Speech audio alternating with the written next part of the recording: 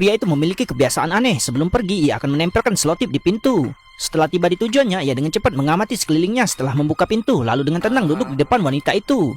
Sebelum wanita itu sempat bereaksi, ia mengeluarkan pisau kecil dan menusuk telapak tangannya. Dua pria lainnya menerkamnya, tapi mereka tidak menyadari betapa seriusnya situasi tersebut. Pria itu terampil dalam membunuh, setiap gerakannya tanpa ampun. Dalam sekejap mata, beberapa pria tergeletak di tanah. Melihat teman-temannya tewas, wanita itu menahan rasa sakit yang luar biasa, mengeluarkan pisaunya untuk mencoba menyergap pria itu, tapi malah ditangkap dan ditusuk di dada mengikuti teman-temannya. Melihat darah dan mayat, pria itu tetap tenang. Dibandingkan dengan pembantaian di medan perang, ini hanyalah permainan anak-anak.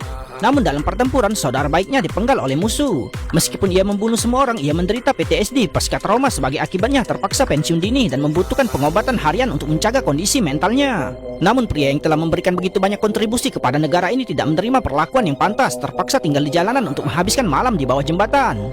Mengetahui kesulitannya, seorang teman memperkenalkannya pada pekerjaan sebagai pengawal yang diterima pria itu untuk menyelesaikan masalah penghidupannya. Keesokan harinya, ia tiba di sebuah perkebunan mewah di alamat tersebut bersama dengan 3 pelamar lainnya. Setelah tiba, majikan langsung menyukai pria yang tampak biasa ini yang sepertinya memiliki cerita untuk diceritakan. Kerjaannya adalah untuk melindungi putrinya. Gadis itu terlahir dari keluarga kerajaan. Ia telah dimanjakan sejak kecil dan memandang rendah orang-orang ini, mengatakan bahwa mereka tidak semenarik anjingnya. Kemudian ia bersiap untuk memulai pekerjaan barunya tanpa menyadari bahwa konspirasi besar perlahan-lahan terungkap. Gadis itu memang gila. Hanya dalam 1 jam pria itu kelelahan dan bermanikan keringat. Meskipun seorang pengawal, ia melakukan pekerjaan seorang pengasuh. Ia hanya bisa beristirahat sebentar. Selama istirahat, makan gadis itu hanya untuk diminta menampilkan bakatnya. Ia segera mengacungkan pisaunya yang berkilauan. Tatapan tajamnya tertuju pada gadis itu yang tidak berani lagi mengajukan permintaan yang tidak masuk akal lagi. Meskipun ia adalah generasi kedua yang kaya, gadis itu tidak pernah memiliki teman bermain saat tumbuh dewasa, menghabiskan hari-harinya dengan anjingnya yang membuat pria itu merasa kasihan padanya. Pada saat ini seseorang mengantarkan paket di luar dan pria itu sebagai pengawalnya tidak punya pilihan selain membuka pintu untuk menerimanya. Namun saat itu juga gadis itu diam-diam menyelinap keluar pintu dengan sepedanya.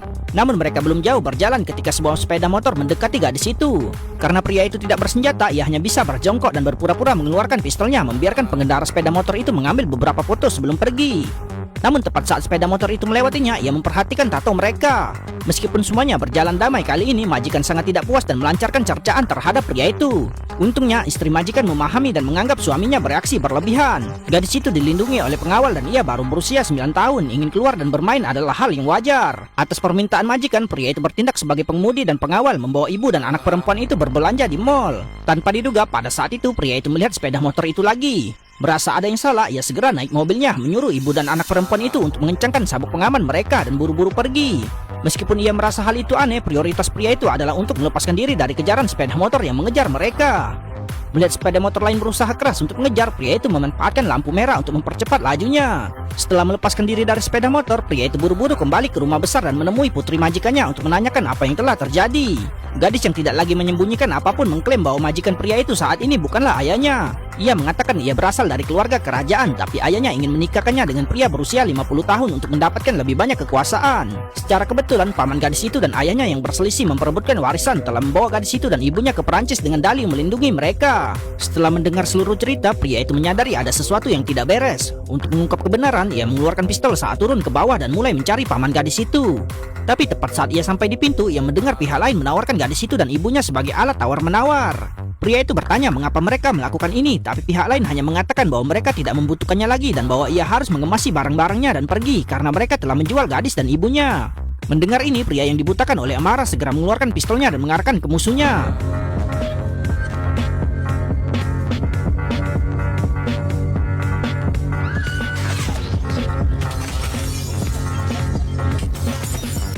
Namun detik berikutnya, pria itu bergegas ke jendela untuk memeriksa situasi, hanya untuk menemukan pasukan tentara bayaran mengepung dan menyerang pengawal. Saat itu juga para tentara bayaran melihatnya dan melepaskan tembakan bertubi-tubi. Setelah lolos dari bahaya, pria itu bergegas ke ruangan untuk mencari si gadis. Meskipun ia telah dipecat, ia tidak tega meninggalkannya, tapi ruangan itu kosong. Tepat ketika ia hendak melanjutkan pencarian, ia mendengar suara di luar. Ternyata pengawal telah melepaskan anjingnya yang sekarang menyerang para tentara bayaran. Pada saat itu, seorang tentara bayaran lain menyelinap ke lantai 2. Untuk menghindari perhatian, pria itu dengan cepat mengeluarkan pisau. Saat tentara itu menampakkan diri, ia menerkam dan menusuk lehernya, menjatuhkannya. Pria itu kemudian mulai mencari senjata dan memeriksa amunisi. Ia diam-diam turun ke bawah hanya untuk menemukan para pengawal sedang berkelahi, tapi mereka dengan cepat terbunuh. Melihat para tentara bayaran tiba, ia harus mundur ke lantai 2 hanya untuk menemukan mereka mengepungnya dan bahkan menggeledah area ini. Ia bersembunyi di lemari dan memanfaatkan momen kelengahan pria itu dengan cepat menghabisinya dengan tembakan. Setelah melenyapkan pria itu, ia segera mengambil walkie-talkie-nya, mengetahui lokasi yang lain dan bergegas ke sana. Pada saat ini, wanita kaya itu sedang digeledah oleh tentara bayaran. Pria itu tiba tepat waktu dan terlibat dalam perkelahian. Setelah berhasil menyelamatkan wanita itu, ia dengan cepat memasukkannya ke dalam mobil dan kemudian bergegas ke lokasi si gadis. Saat pria itu sedang memanjat tembok, ia melihat si gadis ditangkap oleh tentara bayaran. Kemudian ia mengambil pipa baja dari payung dan diam-diam pergi ke ruang belakang. Detik berikutnya, ia segera meraih si gadis dan bergegas kembali ke mobil, lalu melaju kencang keluar dari rumah besar itu dengan mobilnya. Untuk menghindari kejaran, pria itu tidak punya pilihan selain membawa mereka ke kampung halamannya. Namun malam itu, berita melaporkan bahwa pria itu telah membunuh sebuah keluarga kaya dan mencuri sejumlah besar perhiasan. Dihadapkan dengan tuduhan palsu ini, pria itu benar-benar bingung. Ia jelas ia telah menyelamatkan ibu dan anak perempuan itu. Untuk mencari tahu apa yang terjadi, ia segera menelpon rekannya yang telah membantunya mendapatkan pekerjaan dan mereka kembali ke rumah besar itu. Namun setelah masuk, mereka terkejut menemukan bahwa semuanya telah dikembalikan ke keadaan semula tanpa tanda-tanda perlawanan. Lebih mengejutkan lagi, meninjau rekaman pengawasan mengkonfirmasi bahwa para pengawal di dalam telah ditembak dan dibunuh oleh pria itu. Melihat ini, bahkan rekannya mencurigainya yang telah membuat pria itu mempertanyakan apa ia benar-benar tidak stabil secara mental. Untungnya rekannya berulang kali meninjau rekaman tersebut dan menemukan petunjuk. Video tersebut mengalami patah-patah yang menunjukkan bahwa pelaku telah menggunakan perangkat lunak pengeditan gambar yang tercanggih. Setelah mengetahui hal ini, pria itu segera menyimpan video tersebut, tapi ia dipenuhi pertanyaan mengapa mereka memilihnya. Pada titik ini, rekannya mengungkapkan kebenaran ayah si gadislah yang ingin pria itu bekerja di sana. Setelah memahami situasinya, keduanya kembali untuk menghadapi mereka. Pria itu menangkap seseorang. Awalnya pria itu sangat menantang dan menolak untuk berbicara, tapi setelah beberapa kali disiksa, akhirnya ia mengaku. Ia mengatakan bahwa semuanya diatur oleh ayah gadis itu yang memilih pria itu karena ia menderita PTSD dan memalsukan pembunuhan untuk menghindari kecurigaan dari polisi. Setelah berurusan dengan pria itu, keduanya kembali ke pedesaan. Setelah beberapa diskusi, ibu dan gadis itu memutuskan untuk melarikan diri ke perbatasan bersama putrinya. Pria yang masih khawatir memutuskan untuk membawa mereka ke perbatasan terlebih dahulu. Selain mereka, ada banyak barang selundupan di dalam truk. Setelah mereka masuk, pengemudi segera menggunakan forklift untuk menutup pintu masuk agar terhindar dari pemeriksaan keamanan. Setelah beberapa jam perjalanan, truk tiba-tiba berguncang. Namun yang menunggu mereka bukanlah perbatasan, melainkan tentara bayaran bersenjata. Melihat ini, pria itu bergegas keluar untuk menghentikan mereka. Tapi detik berikutnya, hujan peluru menghujani dan semua orang di dalam tewas. Gadis itu pingsan lalu terlempar ke dalam mobil. Kedua mobil itu kemudian menghilang ke dalam malam. Beberapa saat kemudian, pria itu merangkak keluar dari kerumunan. Ia mengenakan rompi anti peluru yang menyelamatkan nyawanya. Namun pintu mobil terkunci dan bagian dalamnya terbakar. Pada saat kritis ini, pria itu mengendarai forklift keluar dan truk tiba-tiba meledak. Melihat kobaran api di belakangnya, pria itu memutuskan untuk tidak lagi menahan diri dan mengambil inisiatif. Ia kemudian naik bus dan setelah perhitungan cepat, dengan cepat menemukan tempat persembunyian tentara bayaran.